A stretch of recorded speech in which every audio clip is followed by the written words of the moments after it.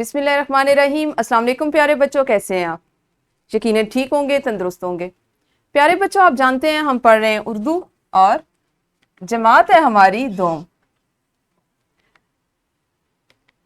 सबक नंबर 13 दरसी किताब का, जिसका उन्वान है हमारे प्यारे नबी सल्लल्लाहु अलैहि वसल्लम के अखलाक। आप जानते हैं हम अपने सबक को सबसे पहले तकसीम करते हैं कि कितने हिस्सों में हम आने वाले दिनों में उसको पढ़ेंगे और उस पर काम करेंगे। तो आज हम देखेंगे कि हमने अपने सबक नंबर 13 को किस तरह से पढ़ना है। 13.1 पहला हिस्सा होगा इसका, इमाला को हुरूफ ने, को, में और पर के हवाले से समझकर इस्तेमाल कर सकें। हरूफ जार में, से, को, पर तक वगैरह को पहचान कर उनका सही इस्तेमाल कर सके। सबक नंबर 13.2 हरूफ जोड़कर अरकान बनाकर लिख सके और बेतरतीब अल्फाज को तरतीब देकर जुमला मुरतब करके लिख सके। सबक नंबर 13.3 मखसूस ज़ख़ीरा अल्फाज की ज़ुबानी इमला लिख सके।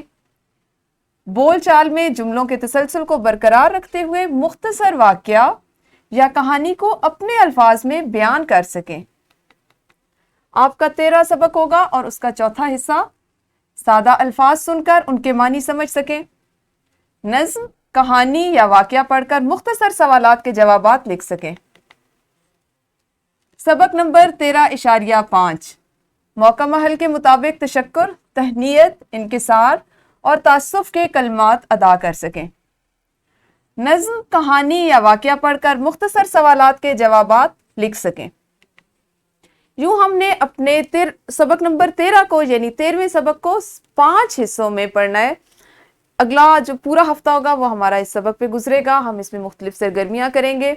आप लिखने, बोलने, पढ़ने, सुनने की महारतें और किसी कहानी को सुनना, किसी वाक़या को सुनना, उसको अपने अल्फाज में बयान करना सीखेंगे। और इसके साथ ही साथ आप कवायदो इंशा की या ज़ुबान शनासी की ज़ैल में आप इमाला का इस्तेमाल सीखेंगे और उसके अलावा आप कुछ जो हरूफ आज हमने देखे उसके हरूफ जार उसके बारे में पढ़ेंगे।